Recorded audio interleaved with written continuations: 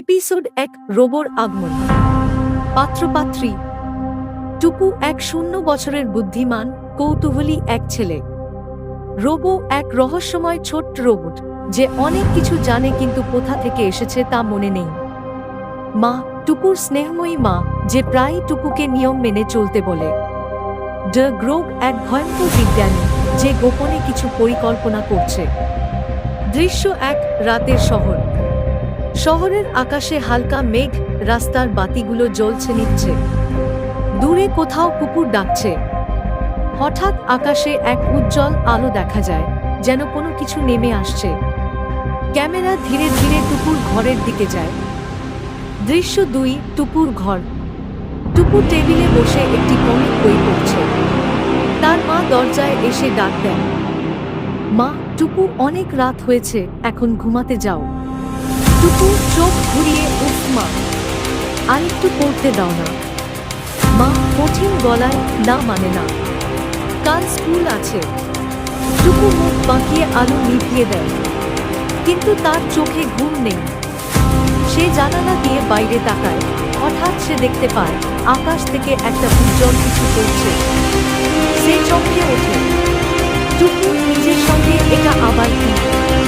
উল্কাপিণ্ড নাকি এই? সে ধীরে ধীরে দরজা খুলে বাইরে যায়। ক্যামেরা ফলো করে তাকে। সে ধীরে ধীরে বাগানে পৌঁছায়। সেখানে ঝোপের মধ্যে কিছু একটা চিকচিক করছে। টুকু কৌতূহলী হয়ে কাছে যায়। হঠাৎ ঝোপ থেকে একটা ছোট্ট লাফ দিয়ে বেরিয়ে আসে। দৃশ্যটি রোবোর সাথে প্রথম দেখা। রোবটির ছোট্ট দেহ, দুটো গোল গোল চোখ আর ছোট হাত। তার শরীর চকচক করছে, কিন্তু সে খানিকটা ক্ষতিগ্রস্ত। সে টুকুর দিকে তাকায়।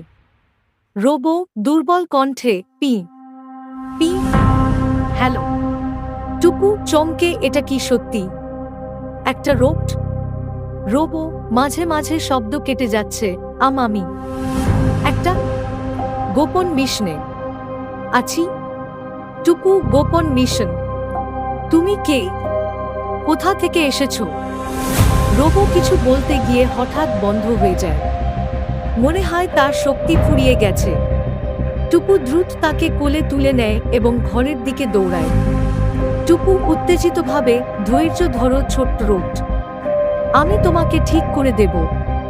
ক্যামেরা ধীরে ধীরে উপরে উঠে যায়। দূরে একটি ছায়াময় ফিগার দাঁড়িয়ে আছে।